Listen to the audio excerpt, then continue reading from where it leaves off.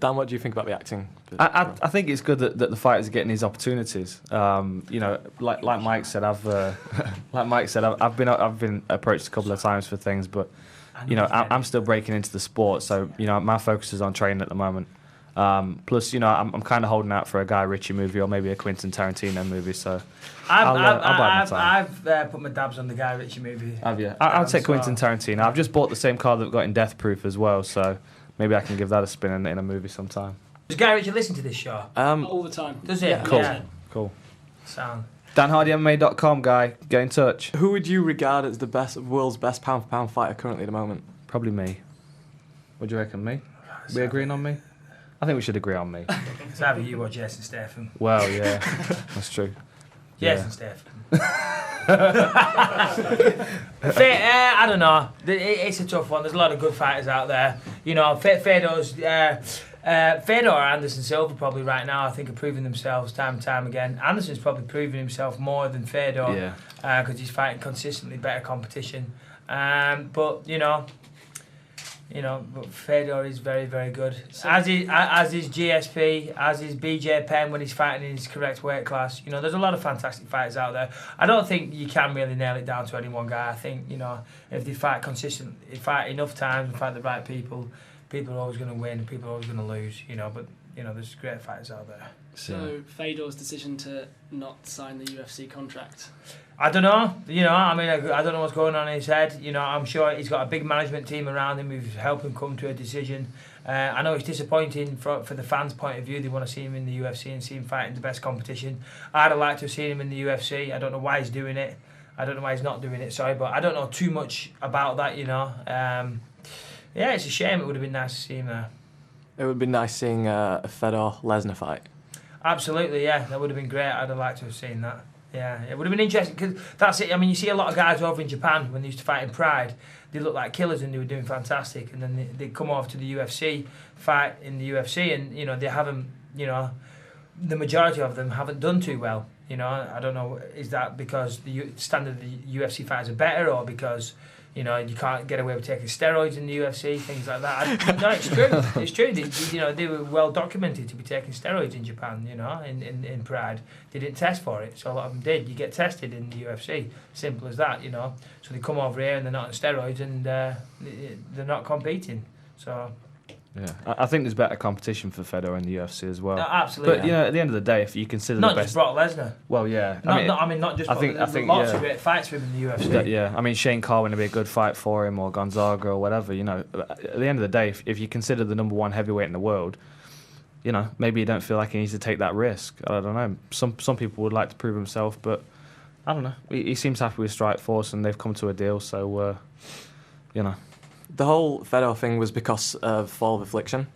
Another fighter a fighter who's come back from Affliction is Tito Ortiz, your coach from The Ultimate Fight Season 3.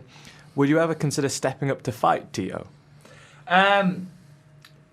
Tito's come back from Affliction. Did you know that, Dan? Yeah. He's come back from Affliction. Oh, I didn't know he'd ever fought in Affliction. No, he was rumoured to sign. Yeah, he was rumoured to sign with Affliction. Strikeforce, wasn't it? Anyway, sorry. Yeah, of course I would. Yeah, I'd like to. You know what I mean? I mean, right, we're different weight classes right now. You know what I mean? But but when I'm done at middleweight, I want to go back up to light heavyweight. So I'm sure there's a number of good fights for me out there. I want to fight Rashad again, and you know, I wouldn't rule out fighting Tito. No, definitely not. I mean, the guys, he was great to me on The Ultimate Fighter. He was a good coach, and you know, and he's not a bad guy. So, but that said, you know, it's business. You know. People want to tune in and watch that, and I'm going to get paid for fighting him, then I'll fight him. What would be the best fight for you to see? Which two fighters would you want to see most? I want to see Anderson Silva, Lyoto Machida. But they'll never fight because they're trained together. But that's the fight I want to see. It's the same answer every time I get asked that question. I'm still hoping for them to fall out and want to fight each other, but I don't think it's going to happen. Who would be your dream opponents then? Who would you want fight most? I can't really ever look past my next opponent. You know, as soon as I've got a fight signed, and I think most fighters will say the same.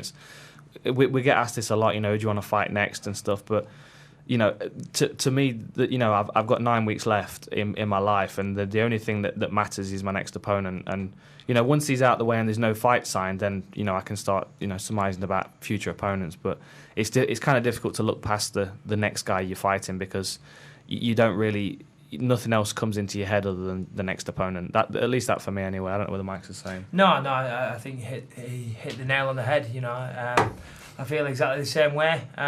Obviously, I get this guy out of the way. I'd like to fight Dan Henderson again, because you know this is the only stoppage of my career on my record. So I'd want to fight him again and try and avenge that loss. You know, but just the best guys out there. I want to beat Dennis Kank, hopefully fight Dan Henderson one day down the line. I know I've got to earn that right. You know, and hopefully just make a good run at the title. Going back to UFC 105, the card is pretty much mainly just fighters from the Ultimate Fighter Season 9, which you were coach of Team UK. Newsflash, Randy Couture versus Brandon Vera is the main event. We heard about that. He was on Tough 9, right? Yeah, no, that's the main. No, you're right. There's quite a few guys from Tough 9 on there. It's a solid main event. 3, aren't there? 3 guys? Ross, 4. Ross, yeah. Andre. Ross, Andre, Nick Shipshack, and James Wilkes. Yeah. I think it's gonna be a good card. I think it's a good chance for the British fighters to come through and, you know, show they've got some talent. I think every fighter on the card has got a tough opponent. I don't think there are any give me fights on there, not at all. You know, particularly the guys off the Ultimate Fighter. I think the UFC are starting to really kind of, you know, test them now straight away, and I certainly think that, you know, Ross and James Wilkes have got, you know, tough fights coming up, and I think they're going to make for good fights, but they're definitely going to be proving grounds for them. I want to ask you too, what music do you both listen to? Since we're on a student radio. I'll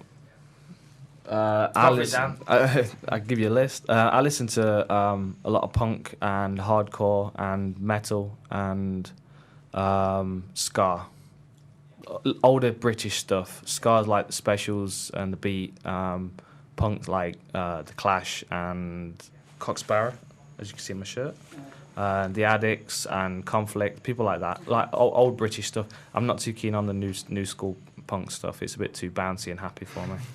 Honest, I used to do a lot of DJing. I used to play a lot of house music, so I like, you know, a lot of dance music and R&B and hip hop. But you know, depends what mood I'm in. But yeah, I pretty much like a bit of everything. Not as selective as Dan. Yeah, I'm quite the connoisseur, you could say.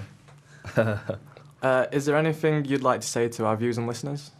Go on. Yeah, get yourselves down to the MEN on 14th of November if you can. If you can't, tune in and watch it on ESPN. It's going to be played the week after, is it, on Channel 5? I think so, yeah. Hope you enjoy the fights. Thanks for supporting the UFC and ourselves. And hope you enjoy the fights. And plug your website, I know it's coming. Tune in to www.bisping.tv, only because you said. Yeah, and danhardymma.com while we're on the subject. My website, by the way, is significantly better. The video blogs are pretty entertaining, I will say that. Yes. Been lifting some weights down. Hold on. I've been set up here, haven't Got a bigger arm. Take the strain. Hang on a minute. Look at the distance on the table. What's going on here? All right. Okay. Are we ready? Yeah, we're ready. Okay. What's your name, Kyle? Grab the table, Kyle. You're allowed. Grab the table and lean. Grab the table and lean. Beat him. Grab the table. Oh, it's going. Is this on YouTube? YouTube. Come on, Kyle. Come on. What's Kyle. up here? Come on. Get back into it. Dan's going to Photoshop on, some pictures of you. Get into it. So I'm waiting for lactate tolerance to kick in. You're in the training Is it camp. burning yet? Is it burning? A little bit. Are you forearm yet? Yeah. Yeah, feeling it. Feeling it. Come on. Yeah, there we go. Go on, Kyle. No, sorry. Go on. It's my weak one. It's my weak one. You ready? When are we starting? Oh. See, I would let you win, but I just can't have it going around on YouTube. I have fairly skinny arms as well. I'm not as much of a gentleman as Dan.